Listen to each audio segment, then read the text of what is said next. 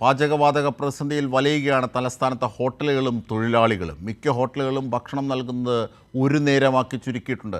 വരും ദിവസങ്ങളിൽ പാചകവാതകം മുടങ്ങിയാൽ അടച്ചുപൂട്ടാനൊരുങ്ങുകയാണ് തലസ്ഥാന നഗരത്തിലെ പ്രധാന ഹോട്ടലുകൾ. ഇതോടൊപ്പം ഉപജീവനം നഷ്ടമാകുമോ എന്ന ആശങ്കയിലാണ് തൊഴിലാളി വിഭാഗവും. കമലേഷ് തെക്കേക്കാട് ഇപ്പോൾ എവിടെയാണ്? യഥാർത്ഥത്തിൽ എന്താണ് ജനങ്ങൾ പറയുന്നത്? അവരുടെ പ്രതിസന്ധി, ആശങ്ക ഏതൊക്കെ തരത്തിലാണ് പങ്കുവെക്കാനാകുന്നത്? അജിംഷാദ്, തലസ്ഥാന നഗരത്തെ സംബന്ധിച്ച് ഏറ്റവും വലിയ പ്രത്യേകത എന്ന് പറയുന്നത് വിവിധ ഇടങ്ങളിൽ നിന്ന് തലസ്ഥാനത്തെത്തി ഇവിടെ താമസിച്ച് ജോലി ചെയ്യുന്ന ആളുകളാണ് ഭൂരിഭാഗവും ഇവിടെ ഉള്ളത്. അതുകൊണ്ട് തന്നെ അവരെ സംബന്ധിച്ച് വീടുകളിൽ നിന്നുള്ള ഭക്ഷണം എന്ന് പറയുന്നത് അവർക്ക് പ്രായോഗികമായ ഒന്നല്ല. ഈ ചെറുകിട ഹോട്ടലുകളെയാണ് അവർ ഭക്ഷണത്തിനായി ആശ്രയിക്കുന്നത്. നിലവിലിപ്പോൾ ഇത്തരത്തിൽ ഉള്ള തൊഴിലാളികളായിട്ടുള്ള ആളുകൾ, സെക്രട്ടേറിയറ്റിൽ ഉൾപ്പെടെ വന്ന് ജോലി ചെയ്യുന്ന ആളുകൾ, മറ്റ് സർക്കാർ ഓഫീസുകളിലെല്ലാം ജോലി ചെയ്യുന്ന ജീവനക്കാരെല്ലാം തന്നെ ഈ ഭക്ഷണം ലഭിക്കാതെ അവർക്ക് ഭക്ഷണം ലഭിക്കാത്തൊരു സാഹചര്യത്തിലേക്ക് കാര്യങ്ങൾ പോകുന്നു എന്നുള്ളതാണ്. നിലവിലിപ്പോൾ ഇവിടുത്തെ ഹോട്ടലുകളുടെ സാഹചര്യം എന്ന് പറയുന്നത് ഏതാണ്ട് 3000-ഓളം ഹോട്ടലുകളാണ്, ചെറുകിട ഇടത്തരം ഹോട്ടലുകളാണ് തലസ്ഥാനത്ത് പ്രവർത്തിക്കുന്നത് തിരുവനന്തപുരം ജില്ലയിൽ.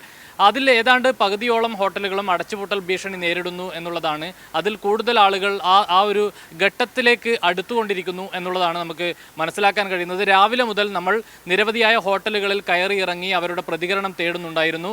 ആ സമയത്താണ് നേരത്തെ സ്റ്റാച്യു ഹോട്ടലിൽ ഉൾപ്പെടെ നമ്മൾ പോയത്. സാധാരണഗതിയിൽ രാവിലെ 8 മണി മുതൽ ഭക്ഷണം നൽകിയിരുന്ന ഹോട്ടലാണ് സ്റ്റാച്യു ഹോട്ടൽ. സെക്രട്ടേറിയറ്റിലെ ഭൂരിഭാഗം ജീവനക്കാരും AG's ഓഫീസിലെ ജീവനക്കാരും എല്ലാം പോയിരുന്ന സ്ഥലമാണ്. പക്ഷേ നിലവിൽ ഈ ഗ്യാസിൻ്റെ പ്രതിസന്ധി ഉള്ളതുകൊണ്ട് രാവിലെ ഭക്ഷണം, പ്രഭാത ഭക്ഷണം അവർക്ക് കൊടുക്കാൻ കഴിയാത്ത സാഹചര്യമാണ്. രാവിലെ 8 മണിക്ക് തുറന്നിരുന്ന സ്റ്റാച്യു ഹോട്ടൽ ഉൾപ്പെടെയുള്ള ചില ഹോട്ടലുകളെല്ലാം ഇപ്പോൾ 11 മണിക്ക് മാത്രമാണ് തുറക്കുന്നത്. ഉച്ചഭക്ഷണം മാത്രമേ ഹോട്ടലുകളിൽ നിന്ന് ലഭിക്കുന്നുള്ളൂ. നേരത്തെ രാത്രി ഏറെ വൈകിയും 11 മണിക്ക് ശേഷവും അവിടെ നിന്നും ഭക്ഷണം ലഭിക്കുന്ന സാഹചര്യമുണ്ട്. പക്ഷേ നിലവിൽ ഇപ്പോൾ 10 മണിവരെ മാത്രമേ ഹോട്ടൽ തുറക്കാൻ കഴിയുന്നുള്ളൂ. അപ്പോഴേക്കും സാധനങ്ങൾ കൂടുതൽ ഉണ്ടാക്കാൻ കഴിയുന്നില്ല, അവിടെ വെച്ച് അവസാനിപ്പിക്കുകയാണ് എന്ന നിലയിലേക്ക് കാര്യങ്ങൾ പോകുന്നു. ഇതര സംസ്ഥാനത്ത് നിന്ന് ഉൾപ്പെടെ എത്തുന്ന തൊഴിലാളികൾ ഇത്തരം ഹോട്ടലുകളിൽ ജോലി ചെയ്യുന്നുണ്ട്. ഈ ഹോട്ടൽ പലപ്പോഴും തുറക്കാത്തതുകൊണ്ടും ഈ ഭക്ഷണം ഉണ്ടാക്കുന്നത് കുറച്ചതുകൊണ്ടും ആളുകൾ വരുന്നത് വലിയ ബുദ്ധിമുട്ടായതുകൊണ്ടും എല്ലാം തന്നെ അവിടുത്തെ ജീവനക്കാർക്കും വലിയ പ്രതിസന്ധി നേരിടുന്ന സാഹചര്യമുണ്ട്. പലരും നാടുകളിലേക്ക് തിരിച്ചു പോയി കഴിഞ്ഞിരിക്കുന്നു ജോലിയില്ലാത്തതിനാൽ. അതുകൊണ്ട് തന്നെ നാളെ ഈ പ്രതിസന്ധി മറികടന്നാൽ പോലും ഈ ജീവനക്കാരെ തിരിച്ചു കിട്ടുമോ, ഇവരൊക്കെ മടങ്ങി വരുമോ എന്നുള്ള തരത്തിലുള്ള ആശങ്കകൾ ഈ ഹോട്ടൽ ഉടമകളും പങ്കുവെക്കുന്നു എന്നുള്ളതാണ്. അവർക്ക് അവരുടെ ഉപജീവനം നഷ്ടമാകുമോ എന്ന ആശങ്ക ഹോട്ടൽ തൊഴിലാളികളും പങ്കുവെക്കുന്നു എന്നുള്ളതാണ് നിലവിലെ സാഹചര്യം. ഏതായാലും നിലവിലിപ്പോൾ ഹോട്ടലുകളിൽ ഭക്ഷണം ലഭിക്കുന്നത് വളരെ ചുരുങ്ങിയ ഹോട്ടലുകൾ മാത്രമാണ് തലസ്ഥാനത്ത് പ്രവർത്തിക്കുന്നത്. ഇവർ തന്നെ പറയുന്നത് ഇനിയിപ്പോൾ 2 ദിവസത്തേക്ക് കൂടിയുള്ള ഗ്യാസ് മാത്രമാണ് അവരുടെ കയ്യിലുള്ളത്. അതുകൊണ്ട് തന്നെ 2 ദിവസം കഴിഞ്ഞാൽ എന്ത് ചെയ്യണം എന്നറിയാത്ത ഒരു സാഹചര്യത്തിലാണ് അവർ നിൽക്കുന്നത് എന്നതുകൂടി പറയുന്നു. മറ്റൊരു പ്രധാനപ്പെട്ട കാര്യം, തലസ്ഥാനത്തെ വിവിധ ഹോട്ടലുകളെല്ലാം തന്നെ പുറത്ത്, അതായത് ഈ ഗ്യാസിന് പകരം പുറത്ത് അടുപ്പ് കൂട്ടി പാചകം ചെയ്യുന്ന നിലയിലേക്ക് പോകുന്നുണ്ട്. പക്ഷേ അത് സ്ഥല സൗകര്യം ഉള്ള ആളുകൾക്ക് മാത്രമാണ് അത്തരത്തിൽ അടുപ്പ് കൂട്ടി പാചകം ചെയ്യാൻ കഴിയുന്നത്. അതാണ് കമലേഷ് തെക്കേക്കാട്. ഇപ്പോൾ ഉദാഹരണത്തിന് ഈ തട്ടുകടകൾ, സാധാരണക്കാരെപ്പോഴും ലളിതമായ ഭക്ഷണത്തിനും അല്ലെങ്കിൽ സാധാരണഗതിയിലുള്ള ഭക്ഷണത്തിനും ഒക്കെ ആശ്രയിക്കുന്നത് തട്ടുകടകളാണ്. കാരണം ചെറിയ തുകയ്ക്ക്, പ്രത്യേകിച്ച് കേരളത്തിൽ തട്ടുകടകൾ വളരെ വൃത്തിയോടും നല്ല സാഹചര്യത്തോടു കൂടിയാണ് പ്രവർത്തിക്കുന്നത്. അപ്പോൾ അതുകൊണ്ട് സ്വാഭാവികമായും തട്ടുകടകളെയാണ് ആശ്രയിക്കുന്നത്. അവർക്ക് ഇതുപോലെ സമാന്തരമായി പാചകം ചെയ്യാനാകില്ല, വിറകും മറ്റും ഉപയോഗിച്ച്.